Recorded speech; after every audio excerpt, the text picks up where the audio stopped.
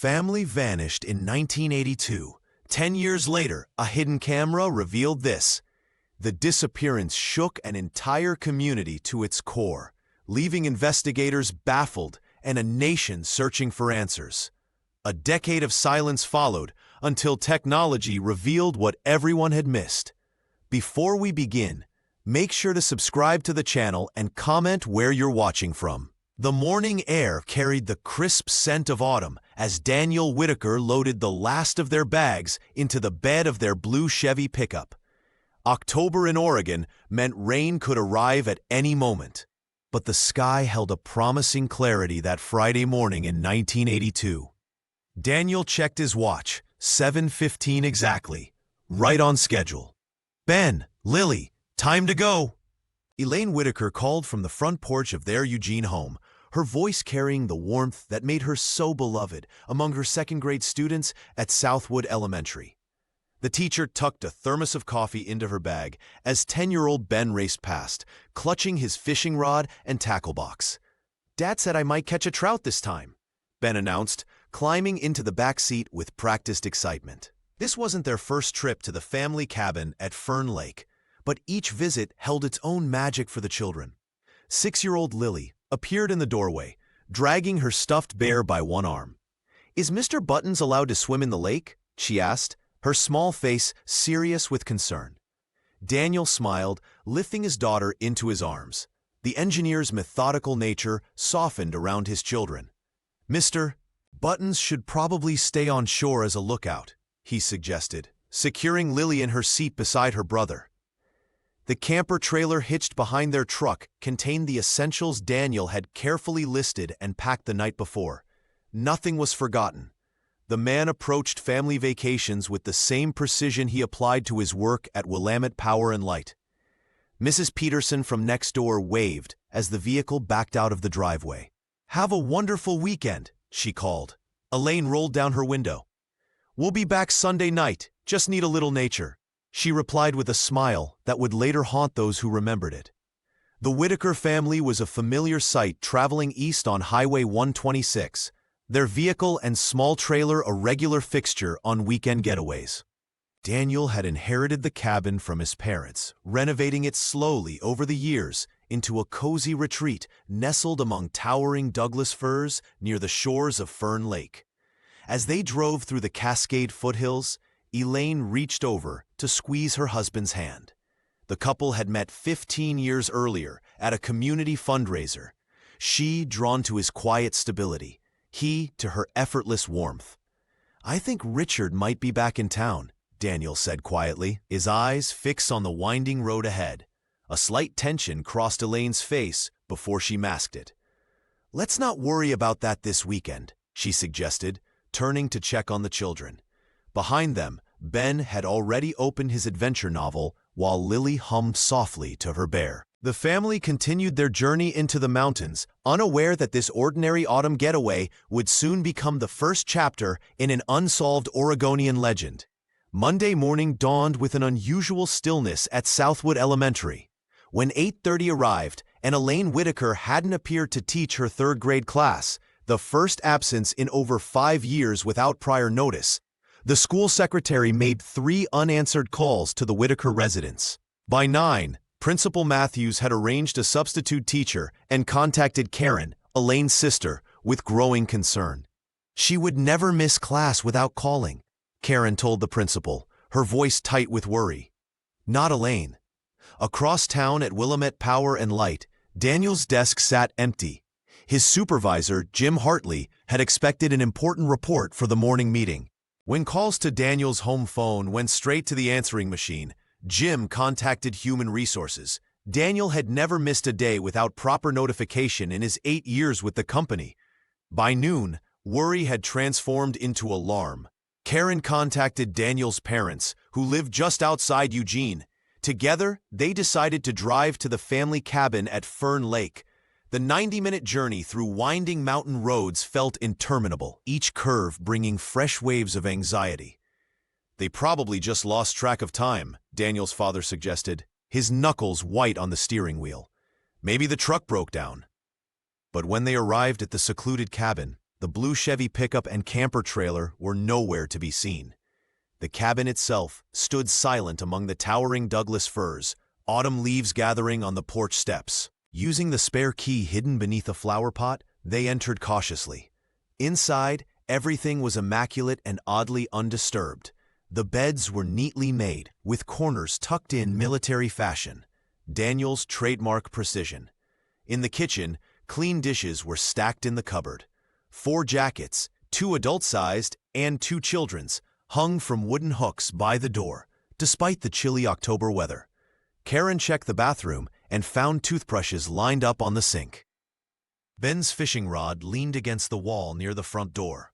Lily's favorite stuffed rabbit sat centered on her pillow. "It's likely just vanished into thin air," Karen whispered, picking up a family photo from the mantelpiece. The image showed all 4 Whitakers smiling by the lake just months earlier. Daniel's mother opened the refrigerator to find milk that hadn't yet expired and fresh vegetables in the crisper drawer. On the counter sat a half-completed grocery list in Elaine's neat handwriting. They searched for a note, any explanation, but found nothing. The cabin held no signs of struggle, no indication of hasty departure, only the eerie sense of a family that had stepped away momentarily and never returned. By nightfall, Karen had contacted the Lane County Sheriff's Office. The Whitakers, a family of 4, had simply disappeared. Sheriff Tom Harlan stood at the edge of Fern Lake, his weathered face etched with concern as he coordinated what would become Lane County's most extensive search operation of 1982. The morning after Karen and Daniel's parents discovered the empty cabin, Harlan mobilized every available deputy. "We've got a family of 4 missing without a trace," he announced to the assembled search team. "The Whitakers and their vehicle are gone, but something doesn't add up." 3 helicopters buzzed overhead, their rotors slicing through the crisp autumn air, as pilots scanned the dense canopy of Douglas firs, stretching for miles in every direction. On the ground, K-9 units led by German shepherds sniffed at clothing items provided by Karen, Elaine's favorite cardigan, and Ben's baseball cap, searching for any trace of the missing family. "The dogs keep circling back to the cabin," reported Deputy Martinez, wiping sweat from his brow despite the October chill. "It's like the scent trail just stops." Volunteers from Eugene joined the effort, forming lines to comb through the underbrush. Many knew Elaine from Southwood Elementary, where her absence had first triggered alarm. Others worked alongside Daniel at Willamette Power and Light, determined to find their colleague. Daniel wouldn't just leave, insisted his supervisor, joining the search. "That man has never missed a day of work without calling in first." By the 3rd day, fatigue set in as searchers trudged through ravines and scaled rocky outcroppings. No sign of the blue Chevy pickup or the family's camper trailer appeared. The forest seemed to have swallowed the Whitakers whole, leaving no evidence behind. Deputy Wilson, a rookie assigned to re-examine the cabin, noticed something peculiar while sitting alone in the living room. A faint, rhythmic sound, almost like water dripping, seemed to emanate from the stone fireplace. "Sheriff," he called over the radio, "there's something strange in here." Harlan returned to find Wilson pressing his ear against the cold stone chimney. "Listen," the young deputy whispered. "Every few seconds, like clockwork." The sheriff leaned in, his expression darkening as he caught the subtle sound. They dismantled the fireplace grate, shined flashlights up the chimney, and even checked behind the stone facade, but found nothing to explain the mysterious dripping. "Log it," Harlan finally said, "but keep searching the woods." Whatever happened to the Whitakers, it didn't happen in this fireplace. As darkness fell on the 5th day of searching, Harlan reluctantly scaled back operations. With no blood, no tire tracks leading off-road, and no distress calls from anyone in the area, the case was becoming as opaque as the forest itself. "We'll find them," he promised Karen, though his eyes betrayed his growing doubt. People don't just vanish into thin air. As weeks stretched into months, theories about the Whitaker family's disappearance spread through Eugene like wildfire. The absence of Daniel, Elaine, and their children, left a void that speculation rushed to fill. At the Willamette Power and Light office, Daniel's colleagues huddled around break-room tables, voices lowered as they debated possibilities. That blue pickup could have easily slid off one of those old logging roads, suggested Martin from accounting. One wrong turn in the rain, and you'd never find them. The theory gained traction. The Cascade Mountains were vast and unforgiving, with hundreds of unmarked roads winding through dense forest. Sheriff Tom Harlan considered this possibility seriously. "We've searched 50 miles of logging routes," he told reporters, "but with thousands more, it's like finding a needle in a haystack." His team had combed ravines and gullies, but the forest kept its secrets. Other rumors took darker turns. At Southwood Elementary, where Elaine's empty classroom stood as a painful reminder, whispers suggested financial troubles. Perhaps Daniel Whitaker had orchestrated an elaborate disappearance, fleeing creditors or starting fresh across the Canadian border. Karen, Elaine's sister, bristled at such suggestions. "My sister would never abandon her students mid-semester," she insisted, clutching a framed photo of the family. And those children were her world. Daniel's supervisor at the power company agreed. "He was the most organized engineer I've ever worked with," he told investigators. The man kept spreadsheets of his spreadsheets. Daniel wasn't running from anything.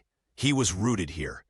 Indeed, those closest to the family dismissed the escape theory outright. Daniel's meticulous nature was legendary. His garage tools hung on labeled outlines, his bills paid weeks ahead of deadline. He wasn't a man of impulsive decisions or hidden agendas. Meanwhile, in the small community surrounding Fern Lake, residents began locking doors that had stood open for generations. Parents called children home before sunset. Something about the Whitakers' disappearance had shattered the illusion of safety. "It's like they vanished into thin air," said Eleanor Jenkins, owner of the rural mini-mart where the family often stopped for supplies. "Makes you wonder what else might be out there in those woods." The mystery deepened when Daniel's parents revealed their son had recently mentioned strange noises around the cabin. Ben, their 10-year-old grandson, had complained of nightmares about someone walking outside. Details that seemed insignificant before now took on ominous weight. As autumn faded into winter, the case grew colder than the Oregon rain. The Whitakers' home sat empty, mail piling up. Their cabin remained frozen in time, a family's weekend retreat turned into a puzzle with missing pieces. And with each passing day, the likelihood of finding answers diminished, while fear took root in the hearts of those left behind. Sheriff Tom Harlan's search of the Whitaker cabin yielded little in terms of concrete evidence. No signs of struggle, no blood, no forced entry, just the unsettling absence of an entire family. On the third day of the investigation, as the autumn light faded through the cabin windows, Harlan opened the bottom drawer of Daniel's desk in the small study. Beneath a stack of neatly organized utility bills and cabin maintenance records lay a photograph. The image, its colors faded to sepia tones, showed two young boys standing shoulder to shoulder in front of the very same Fern Lake cabin. The taller boy, perhaps 12, stood stiffly with an arm around his younger brother, who couldn't have been more than 8. The back of the photo bore a simple inscription, "Danny and Richie, Summer 62. This was the first mention of Richard Whitaker in the investigation. When Harlan inquired about him, Daniel's parents grew noticeably uncomfortable. The older brother had returned from military service in '78, they explained, but something wasn't right. The once confident young man who'd left for the army came back withdrawn, plagued by insomnia and talking about things that weren't there. Richard just couldn't adjust back to civilian life, Daniel's father had explained, his eyes fixed on the floor. The doctors called it post-traumatic stress, but whatever it was, it changed him completely. The family revealed that Daniel had tried to help his brother, even offering him the cabin as a place to recover and find peace. But after several concerning incidents, including one where Richard was found wandering the woods at night, convinced someone was following him, the brothers had a falling out. "We don't speak of Richard anymore," Daniel's mother had whispered. "Not since he threatened Daniel during an episode. They haven't spoken in years." The photograph became an obsession for investigators. The image of the two brothers, standing in the exact spot where a family would later vanish, created an unsettling connection that couldn't be ignored. Deputies discreetly searched for Richard throughout Lane County, but found no trace of his whereabouts. What troubled Harlan most was the cabin's history, a place once offered as sanctuary to a troubled mind, now the site of an inexplicable disappearance. The sheriff kept the photograph in the case file, studying it often during late nights at the station. Something about the older boy's expression, a distant look that didn't match his protective stance, nagged at him. For years afterward, whenever the Whitaker case crossed his desk, Harlan would pull out that photograph, wondering if the answer to the family's disappearance somehow lay in that 20-year-old image of two brothers and their shared connection to Fern Lake. By December 1982, the Lane County Sheriff's Department officially classified the Whitaker family disappearance as a cold case. Sheriff Tom Harlan personally delivered the news to Elaine's sister Karen, who collapsed into a kitchen chair, her fingers clutching a Christmas card she'd been saving for the family's return. "We've exhausted every lead," Harlan explained, his weathered face betraying the frustration of a failed investigation. The evidence boxes contained only mundane items. Elaine's favorite cardigan sweater, still smelling faintly of chalk dust from her Southwood classroom. Ben and Lily's toys scattered as if the children had just stepped away momentarily. And a kitchen calendar with Sunday circled in red ink, presumably their planned return date. In Eugene, the disappearance transformed from news to legend. Colleagues at Willamette Power and Light spoke of Daniel in hushed tones, keeping his desk untouched for months before reluctantly reassigning his projects. At Southwood Elementary, administrators struggled to explain to young students why their beloved teacher wouldn't return. The substitute eventually became permanent, but Elaine's handwriting remained on classroom posters, a ghost of educational enthusiasm. The mystery deepened as winter settled over the Cascade Mountains. Residents near Fern Lake began reporting strange occurrences. Lights flickering in the abandoned Whitaker cabin despite the electricity being disconnected, the sound of children's laughter echoing across the water at dawn. Though deputies investigated each claim, they found nothing but an empty structure slowly surrendering to nature. Local teenagers crafted increasingly elaborate stories about the family's fate. Some claimed Daniel had discovered something in the woods he wasn't meant to see. Others whispered that Elaine had been practicing witchcraft, pointing to her collection of native plants as evidence. The most persistent rumor involved Richard Whitaker, Daniel's troubled brother, though few remembered seeing him in years. Parents in Eugene and surrounding communities began using the Whitaker story as a cautionary tale. "Stay on the marked trails," they warned their children, "or you'll disappear like the Whitakers." Elementary school students invented playground games where being tagged meant being taken by the Whitaker ghosts. Karen maintained the family home in Eugene, dusting photographs and paying property taxes, unable to accept that her sister and her family might never return. She placed a small advertisement in the local newspaper every October. "Elaine, Daniel, Ben, Lily, we're still waiting." The case file gathered dust in the evidence warehouse, one manila folder among hundreds. Only the occasional curious deputy would pull it down, flipping through photographs of an ordinary family whose ordinary weekend became one of Oregon's most enduring mysteries. A decade passed, and Eugene transformed around the hollow space left by the Whitakers. New families moved into their old neighborhood. Children who never knew Ben and Lily played in the same parks, and Southwood Elementary dedicated a small reading corner to Elaine Whitaker. Adorned with a simple plaque and her favorite children's books, Karen visited the memorial often, running her fingers over her sister's name while telling new teachers stories about Elaine's creative lesson plans and infectious laugh. At Willamette Power and Light, Daniel's desk had been reassigned years ago. though older employees still occasionally mentioned his meticulous reports and the family photos he once proudly displayed. The Whitaker cabin near Fern Lake remained frozen in time.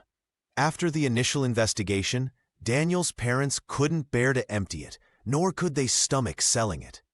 Instead, they paid the modest property taxes each year, leaving it as a silent monument.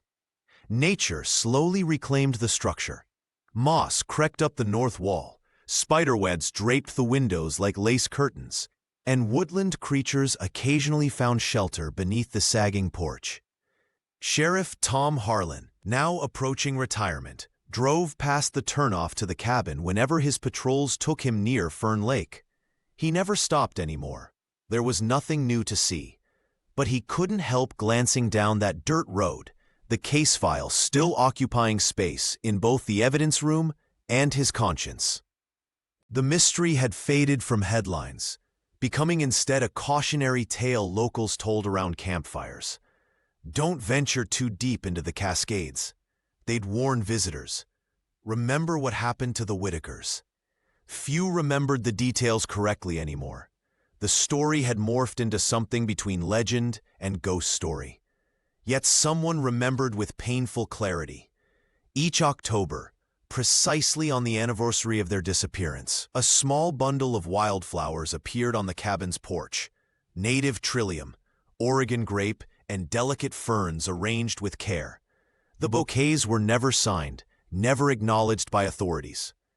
Sheriff Harlan noticed them during his annual check of the property, but never mentioned them in reports. Karen suspected they came from one of Elaine's former students. Daniel's colleagues thought perhaps a friend from his engineering days left them out of respect. No one considered Richard, whom most had forgotten entirely. The flowers remained the only disruption in the silent vigil the cabin kept.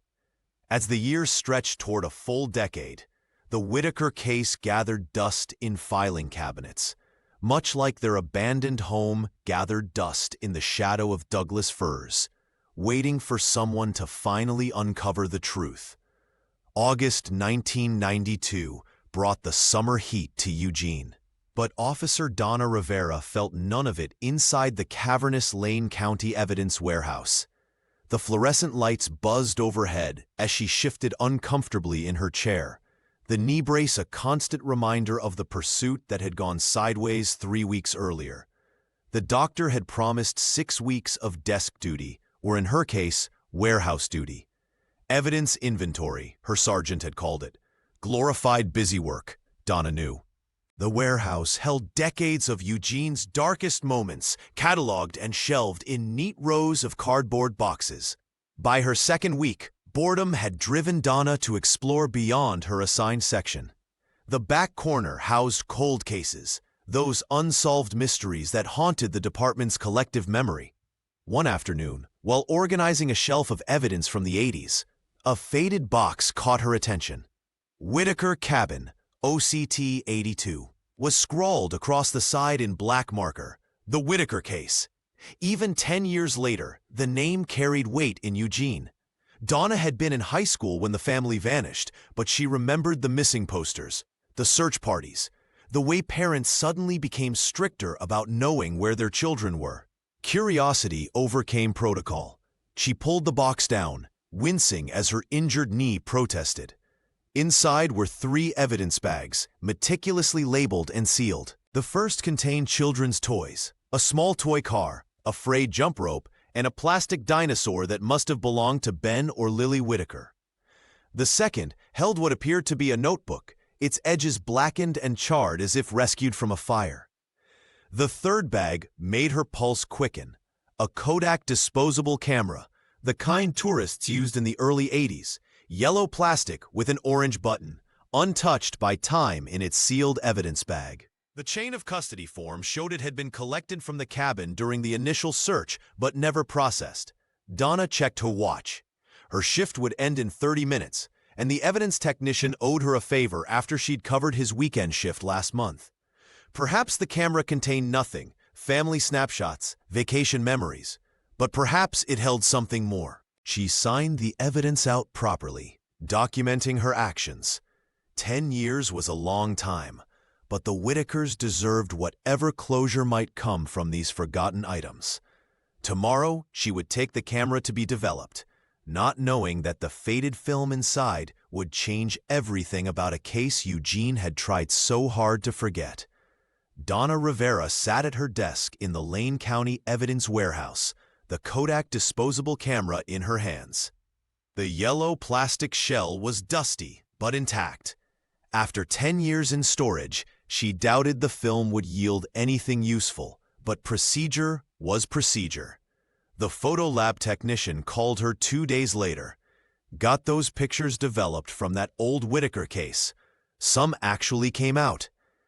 Donna collected the envelope with tempered expectations. The first images were exactly what one would expect from a family vacation. Daniel Whitaker stood proudly by a smoking grill, spatula raised mid-flip, his expression relaxed. Another showed Elaine gently braiding little Lily's blonde hair on the cabin's wooden porch steps, the 6-year-old giggling as her mother worked. Ben appeared in several shots, his fishing pole extended over Fern Lake's still waters, his face a study in boyish concentration. "Just a normal family weekend," Donna murmured, spreading the photos across her desk. 24 exposures in total, documenting what should have been an unremarkable autumn getaway. But as she continued through the stack, the tone of the images shifted subtly. The lighting changed from bright daylight to dusk, then to flash-illuminated interiors. The smiles grew stiffer. In one image, Elaine stood at the kitchen window, her back to the camera, staring into the darkness outside. The final 3 photos made Donna's skin prickle. They were taken inside the cabin at night, the flash creating harsh shadows. One showed Ben asleep on the couch, a flashlight clutched in his small hand. Another captured the cabin door, slightly ajar, nothing but blackness beyond. The last photograph stopped her breath. Time-stamped 3:11 a.m. on that final night. It showed Daniel Whitaker standing in what appeared to be the cabin's narrow hallway. His face was ghost white in the flash, eyes wide and unfocused, staring not at the camera but past it, as if transfixed by something beyond the frame. In his right hand gleamed a metallic object, possibly a flashlight, or perhaps something else entirely. His expression wasn't fear exactly, but a blank, hollow emptiness that chilled Donna to her core. She turned the photo over. Nothing. No notes, no explanation for why someone was taking pictures at 3 in the morning, or why Daniel looked so utterly vacant. The teacher, the engineer, the children, all gone without a trace. And now, 10 years later, this final image of Daniel Whitaker, staring into nothingness, hours before his family vanished forever. Donna slipped the disturbing photo into a separate envelope. This wasn't just evidence anymore. This was the beginning of answers. Detective Grant Monroe carefully accepted the envelope of developed photos from Officer Donna Rivera, his fingers trembling slightly. As a Eugene native who'd been just 12 when the Whitakers vanished, Grant had grown up with the legend of the missing family. Their disappearance had haunted his childhood dreams and eventually influenced his career choice. "These photos have been sitting in evidence for a decade," he murmured, spreading them across his desk. The early images showed ordinary family moments. Daniel Whitaker grilling by the lakeside, his wife braiding their daughter's hair, their son fishing. Grant studied each face, seeing the contentment that would soon be shattered. When he reached the final photograph, his breath caught. The timestamp read 3:11 a.m., hours after the family would normally be asleep. Daniel Whitaker stared directly at the camera, his expression vacant and unsettling. In his hand was something metallic, possibly a flashlight or tool, glinting in what must have been the camera's flash. "Look at his eyes," Grant said, pushing the photo toward Rivera. "They're completely unfocused, like he's in some kind of trance." The officer leaned closer. "Who took the picture? The timestamp shows it was the middle of the night." Grant ran his fingers through his hair, mind racing. "That's exactly what I'm wondering. If Daniel wasn't alone that night, who else was in that cabin? His wife? One of the children? Or, he hesitated, remembering details from the original case files. Someone else entirely? He pinned the photos to his corkboard, arranging them chronologically. The progression from daylight family activities to that eerie night shot told a story of normalcy suddenly interrupted. Grant pulled out the original case files, refreshing his memory about the cabin's layout and the search findings. "Rivera, we need to revisit everyone connected to the Whitakers," he said, already jotting names. Friends, relatives, neighbors. Someone might remember something they didn't think to mention back then. The detective stared at Daniel's vacant expression, troubled by the metallic object in his hand. Was it a weapon? A tool? Something else entirely? The timestamp bothered him too. What had woken Daniel at that hour? Or had he never gone to sleep? "I want to know everything about the family dynamics," Grant continued, "especially any tensions or unusual behavior in the weeks before they disappeared." As Rivera left to gather the files, Grant remained fixated on the photo. In Daniel's empty gaze, he sensed not fear, but something more disturbing, a complete absence of self. The detective couldn't shake the feeling that whoever had pressed the camera's button had captured the exact moment when everything changed for the Whitaker family. "What happened in that cabin?" he whispered to the photograph. "And who else was there with you that night?" Detective Grant Monroe hunched over his desk, surrounded by stacks of yellowed files. His investigation now centered on Richard Whitaker, Daniel's older brother, who had seemingly vanished from the family narrative years before the disappearance. The detective pulled military records that painted a troubling picture. Richard had served honorably until severe mental health issues forced his discharge in 1978. Chronic insomnia, auditory hallucinations, paranoid episodes, Monroe read aloud, tracing his finger along the medical evaluation. The military psychiatrist had noted Richard's deteriorating condition following a training accident that had left 2 fellow soldiers dead. The brother had been prescribed medication, but apparently abandoned treatment shortly after returning to civilian life. Monroe tracked down Richard's former commanding officer, now retired in Portland. Whitaker was a good soldier until he wasn't, the officer recalled during their phone conversation. Started talking about shadows watching him. Couldn't tell what was real anymore. What troubled the detective most was discovering Richard hadn't simply disappeared after his discharge. He'd been living as a recluse in the dense Willamette Forest, less than 15 miles from the family cabin. Monroe pieced this together through interviews with locals who remembered the disheveled man who occasionally emerged from the woods. "He'd come in every couple weeks," said the elderly owner of a rural mini-mart near Fern Lake. "Always paid cash for canned goods, batteries, sometimes whiskey.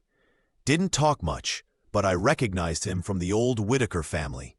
Those brothers had the same eyes." The shopkeeper's logbook showed Richard had purchased supplies just 3 days before the family's fateful trip. Monroe felt a chill as he noted the timing. Had the encounter been planned or coincidental? Further investigation revealed Richard had constructed a crude shelter deep in the forest. Hikers had reported seeing a man matching his description, wandering the trails, muttering to himself. One camper even recalled a strange interaction where a wild-eyed man had approached their campsite, asking if they'd seen the shadows moving between the trees. Monroe pinned a faded military photo of Richard beside the final camera image, showing Daniel's blank stare. The family resemblance was striking. Same jawline, same hollow cheeks. But Richard's eyes held something Daniel's didn't, a haunted intensity that made the detective uneasy. "What happened between you two?"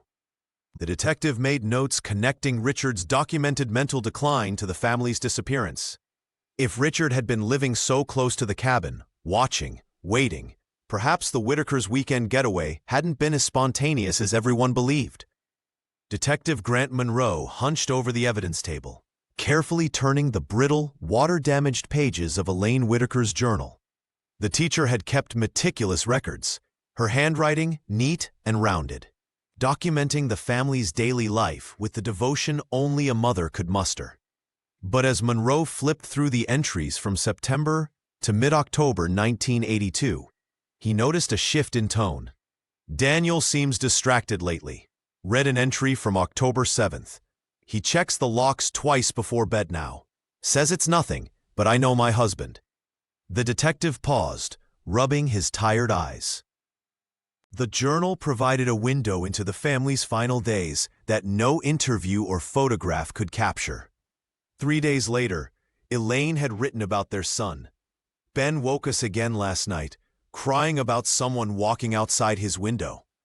Daniel said it was just branches scraping the glass, but he checked every room twice." Monroe showed the pages to Officer Donna Rivera, who leaned against the evidence room wall, her injured leg propped on a chair. "The kid was sensing something," she murmured, scanning the text.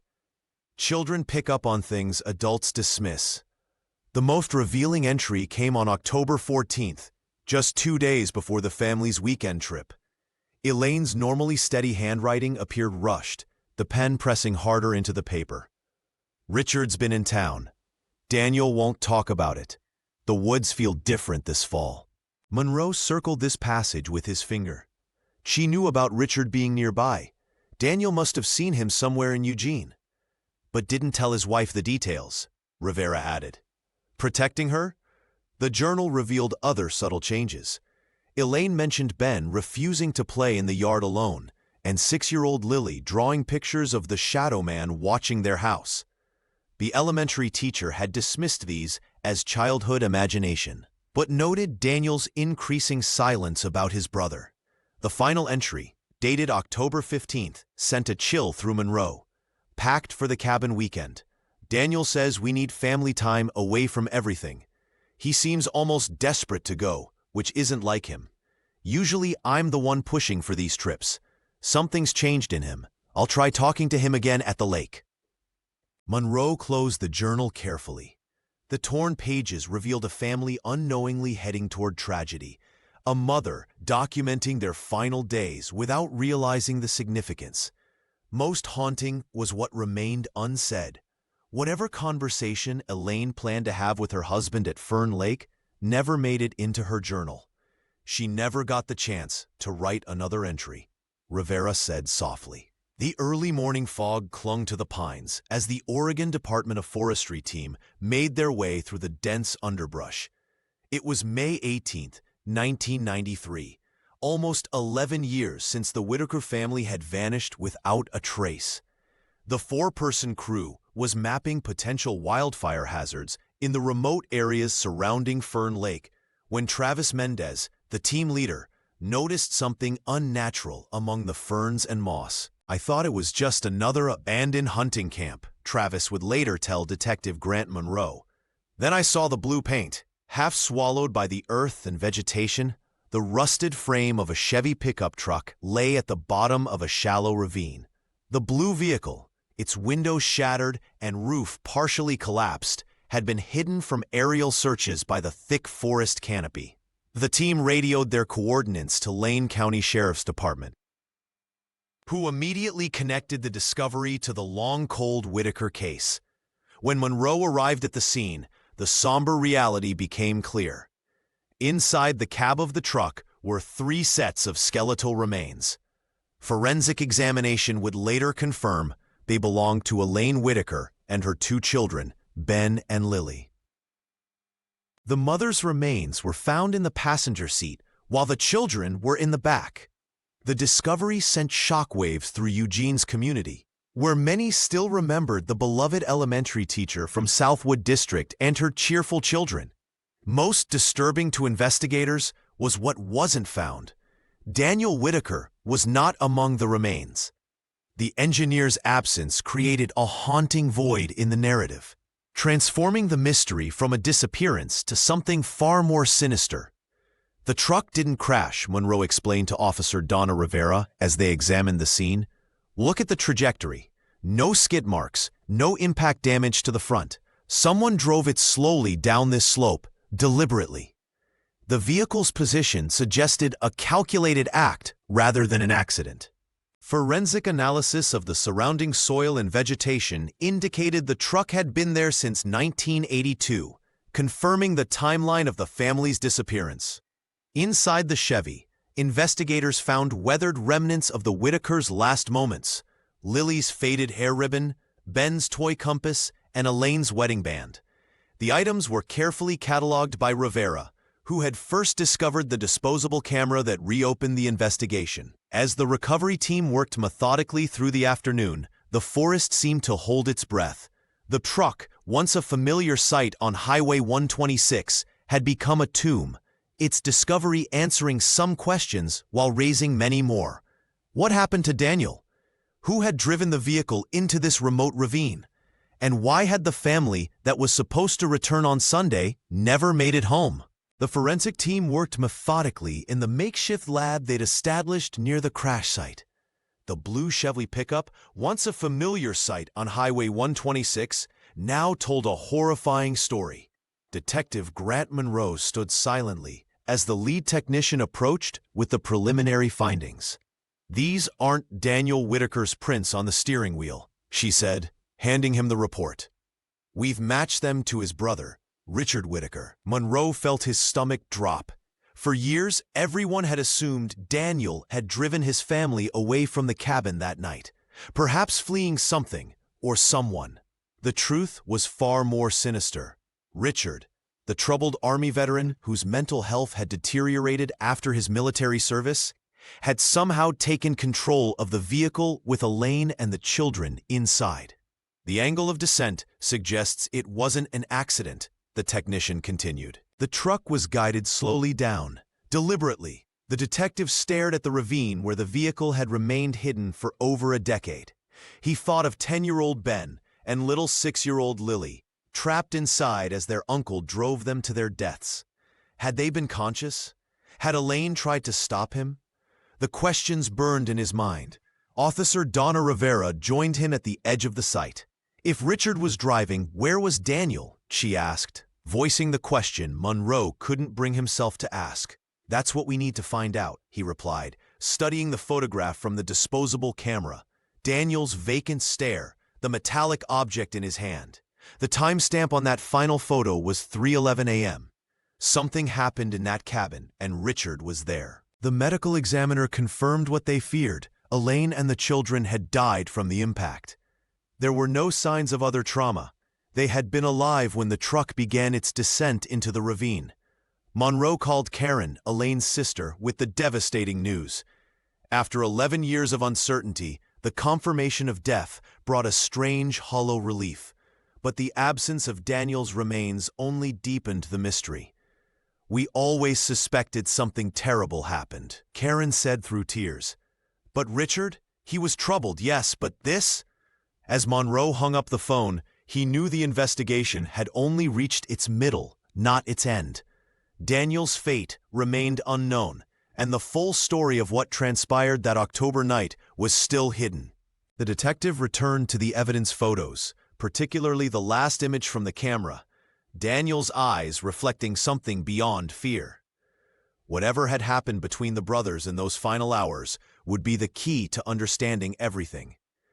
Detective Grant Monroe and Officer Donna Rivera stood silently at the edge of the overgrown path leading to the Whitaker cabin. After 10 years, nature had reclaimed much of what once belonged to the family. Moss covered the roof in thick patches, and vines crept up the wooden walls like skeletal fingers. "It feels different now," Donna whispered as they approached the porch, its boards creaking beneath their weight. The interior smelled of dampness and decay. Cobwebs hung from corners, where family photos once sat, and rain had warped the wooden floor in several places. Grant ran a flashlight across the main room, illuminating dust particles dancing in the beam. "We need to be thorough," the detective said, his voice echoing in the empty space. "There might be something we missed before." They methodically searched each room, finding nothing but memories and abandonment. In what was once Ben and Lily's bedroom, a forgotten stuffed animal sat in the corner, its fabric faded and worn. Donna picked it up, thinking of the children whose remains they'd recently recovered from the ravine. The breakthrough came when Grant noticed a slight discoloration on the hallway floor. Kneeling down, he found a small handle, almost invisible against the wooden panels. "A crawl space," he muttered, pulling it open. The musty air that escaped made them both step back. Grant shined his light into the darkness, revealing cobwebs and dust. But there, pushed against the far wall, was an olive-green military duffel bag. "That doesn't belong to Daniel," Donna said, remembering the engineer's organized civilian lifestyle from the case files. Grant carefully pulled the bag out and unzipped it on the living room floor. Inside were several items: a set of wrinkled Army discharge papers dated 1978 for Richard Whitaker, citing psychological unsuitability and persistent hallucinations. As reasons for separation from service, "Richard was here," the detective whispered, confirming what they had begun to suspect after finding his fingerprints in the truck. Beneath the papers lay a faded Polaroid photograph. Grant held it carefully by the edges. The image showed Daniel Whitaker sitting on the edge of his bed, hands placed symmetrically on his knees. His eyes were vacant, unfocused, staring at nothing. "Look at his expression," Donna said, pulling out the developed photo from the disposable camera. "It's almost identical to this one." Grant nodded slowly. Same vacant stare, same posture. He paused, the realization settling heavily between them. Richard was controlling him somehow. Maybe Daniel wasn't a willing participant at all. The cabin creaked around them, as if acknowledging the dark truth they'd uncovered. Whatever happened that October night had begun right here. With Richard Whitaker's return to his brother's life, the winter of 1995 brought unusual snowfall to the Cascade Mountains. Local hunter Marcus Dawson had ventured deeper than usual into the Willamette Forest, tracking deer, when he stumbled upon a crude lean-to nestled between two massive Douglas firs. Inside, partially protected from the elements, lay human remains. Lane County authorities arrived within hours. The skeletal form was clothed in tattered military-style pants and a weathered jacket. Detective Grant Monroe recognized the significance immediately upon arrival at the scene, his breath forming clouds in the frigid air as he carefully examined what remained of the makeshift shelter. "This could be him," he whispered to Officer Donna Rivera, who had accompanied him despite her transfer to another department. She nodded silently, both understanding the potential gravity of their discovery. Dental records would later confirm what they suspected. They had found Richard Whitaker, the missing piece in the tragic family puzzle. He had survived alone in these woods for years after the deaths of his brother's family, living as a phantom among the trees, perhaps haunted by his actions. The most revealing discoveries came from the pockets of Richard's decaying jacket. The first item Monroe carefully extracted was a gold wedding band, tarnished by time, but still bearing a tiny inscription: D&E Forever, Daniel's wedding ring, the one he never removed. The detective placed it in an evidence bag with trembling hands. Next came a set of rusted keys, unmistakably belonging to the blue Chevy pickup that had carried Elaine and her children to their deaths. But it was the third item that struck Monroe most profoundly: a faded Polaroid photograph, somehow preserved despite years in the wilderness. The image showed the entire Whitaker family standing proudly on the cabin porch. Daniel stood tall beside Elaine, his arm around her shoulder. Ben and Lily sat cross-legged in front, their young faces beaming with innocent joy. The photograph had been taken on a sunny day, perhaps the summer before their disappearance. "He kept them with him," Rivera murmured, peering over Monroe's shoulder. "All these years." The detective nodded, unable to speak. The evidence painted a devastating portrait of a man consumed by mental illness who had destroyed his brother's family and then lived as a hermit, carrying reminders of his crime until his final days. Forensic analysis would later suggest Richard had died approximately 2 years before being discovered, likely from exposure during a particularly harsh winter. He had survived alone in the forest for nearly a decade after the tragedy, sustained by whatever he could hunt or gather, a prisoner of his own making in the vast wilderness. Detective Grant Monroe sat alone in his dimly lit office. Photographs and evidence reports spread across his desk. After years of investigation, the puzzle pieces of the Whitaker tragedy were finally coming together. He rubbed his tired eyes, the weight of 12 years bearing down on his shoulders as he drafted his theory. Richard Whitaker, consumed by untreated mental illness that had plagued him since his military discharge in '78, must have tracked his brother's family to the cabin that October weekend. The detective imagined the scene: Richard appearing at the doorstep of the Fern Lake cabin, perhaps initially welcomed by Daniel, his younger brother still hoping for reconciliation despite their estrangement. Something triggered Richard's psychosis that night. Perhaps an argument, a misunderstanding, or simply the demons that had haunted him since returning from service. Monroe believed Daniel had tried to protect his family, evidenced by the strange photograph taken at 3:11 in the morning. The metallic object in his hand wasn't a flashlight as initially thought, but likely a kitchen knife grabbed in desperation. Daniel never stood a chance, Monroe whispered to Officer Rivera, who nodded solemnly. Either he died in the struggle, or Richard subdued him, leaving him trapped inside while taking Elaine and the children. The timeline suggested Richard had then forced his sister-in-law and the children into the blue Chevy pickup. The forensic evidence was clear. Richard had been behind the wheel when the vehicle slowly descended into the ravine. It wasn't an accident. It was deliberate. The truck's controlled path down the slope indicated Richard had been lucid enough to ensure the vehicle's final destination. He couldn't live with what he'd done, Rivera suggested, but he couldn't end it either. For years after, Richard had wandered the Willamette Forest, a ghost haunting the periphery of his crime. Locals who reported seeing a disheveled man near the mini-mart had been glimpsing a man consumed by guilt, carrying mementos of the family he'd destroyed. Monroe assembled a psychological profile with help from experts at the University of Oregon.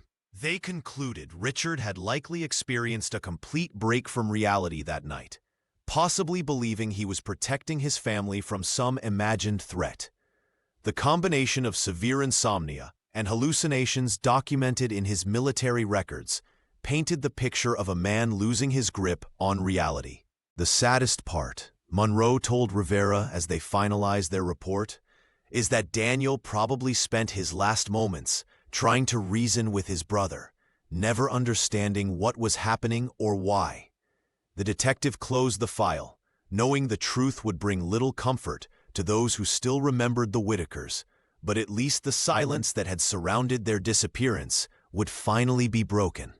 After 12 years of investigation, Sheriff Tom Harlan stood before the assembled press at the Lane County Sheriff's Office. Behind him, Detective Grant Monroe and Officer Donna Rivera watched solemnly as he unveiled the department's final conclusions on the Whitaker family tragedy. The thick report folder, stamped "Case Closed," contained the culmination of over a decade's work. We can now confirm with reasonable certainty what happened that October night in 1982, Harlan announced, his voice steady but somber. Richard Whitaker, suffering from severe untreated mental illness following his military service, confronted his brother Daniel at the family cabin. Evidence suggests a violent altercation occurred inside. The report detailed how forensic analysis of bloodstains found beneath the cabin's floorboards matched Daniel's type. The medical examiner concluded Daniel likely died that night, though his remains were never recovered. Richard, in a psychotic state, then took control of the situation in the most tragic way imaginable. We believe Richard coerced Elaine and the children into the family vehicle, Monroe explained when called upon. The positioning of the remains indicates they were alive when the truck went into the ravine. His voice caught slightly when mentioning Ben and Lily, the children whose toys still sat in evidence boxes. The detective had spent nearly half his career piecing together this puzzle. The photographs from the disposable camera had been the breakthrough, showing Daniel's vacant expression, evidence of coercion rather than voluntary departure. The timestamps prove the family hadn't simply gotten lost on a drive. For Eugene residents who had followed the case for years, the report brought closure but little comfort. Karen, Elaine's sister, sat in the front row during the announcement, clutching a framed family portrait. Her eyes remained dry. She had exhausted her tears years ago. Richard survived in the wilderness for approximately 13 years following the incident, Rivera added. His own remains show signs of exposure and malnutrition. We believe guilt and his deteriorating mental state kept him near the site of the tragedy. The report concluded with recommendations for improved mental health services for veterans and updated protocols for missing persons cases. What had begun as a mysterious disappearance had ended as a stark reminder of how untreated trauma can devastate families. As journalists dispersed, Monroe remained at the podium, staring at the case file. The engineer and the teacher, their 2 young children, all gone because one troubled man had been left to battle his demons alone in the woods of Oregon. Mother Nature seemed to deliver her own verdict in the summer of 1996. After standing abandoned for 14 years, the Whitaker cabin at Fern Lake met its end during one of the worst electrical storms to hit the Cascade Mountains that decade. A single lightning bolt struck the aging structure just before midnight, igniting the dry timber frame that had weathered so many Oregon winters. By dawn, local firefighters found only smoldering ruins. The cabin's wooden elements had surrendered to the flames, leaving behind just the stone chimney and concrete foundation, silent sentinels marking where a family's story had begun its tragic turn. The fireplace, where one deputy had once heard that inexplicable dripping sound, now stood exposed to the elements, blackened by both time and fire. It's fitting somehow, Karen told the Eugene Register Guard when interviewed about the destruction. Elaine's sister had visited the site annually since the family's disappearance, leaving wildflowers on each anniversary. That place held too much darkness. Maybe now they can all rest. Lane County officials debated what to do with the property. Daniel and Elaine had no surviving immediate family besides Karen to claim it. Eventually, the land was incorporated into a forest conservation area, ensuring it would remain undeveloped. The following spring, a group of Southwood Elementary teachers, former colleagues of Elaine, hiked to the ruins and installed a simple bronze plaque near the shoreline. The modest memorial read, "In memory of the Whitaker family, Daniel, Elaine, Benjamin, and Lily. May these waters and woods bring others the joy they once found here." The plaque became something of a local landmark. Hikers passing through would often pause, reading the inscription without knowing the full story behind those names. Many began the tradition of leaving small bouquets of wildflowers, trillium in spring, foxglove in summer, unaware they were continuing Karen's ritual of remembrance. Few visitors realized they stood where Detective Monroe and Officer Rivera had uncovered the crucial evidence that finally solved the case. The crawlspace where Richard's military duffel had been discovered was now just a hollow beneath crumbling concrete, occasionally filling with rainwater or becoming home to small forest creatures. The Fern Lake cabin site transformed over time, nature gradually reclaiming what humans had built. Douglas fir saplings pushed through the foundation cracks, and moss carpeted the stone chimney. The structure was gone, but something intangible remained. A heaviness that hikers sometimes reported feeling, even on the brightest summer days. Perhaps it was simply knowing what had happened there, or perhaps something more lingered among the ruins of the place where the Whitaker family had spent their final hours together. Detective Grant Monroe retired from the Lane County Sheriff's Office in 2001, his desk drawer containing just one memento from the case that had consumed nearly a decade of his career, the haunting photograph of Daniel Whitaker's vacant stare. He kept it as a reminder that even the most ordinary families harbor secrets, and that some mysteries leave permanent scars on those who uncover them.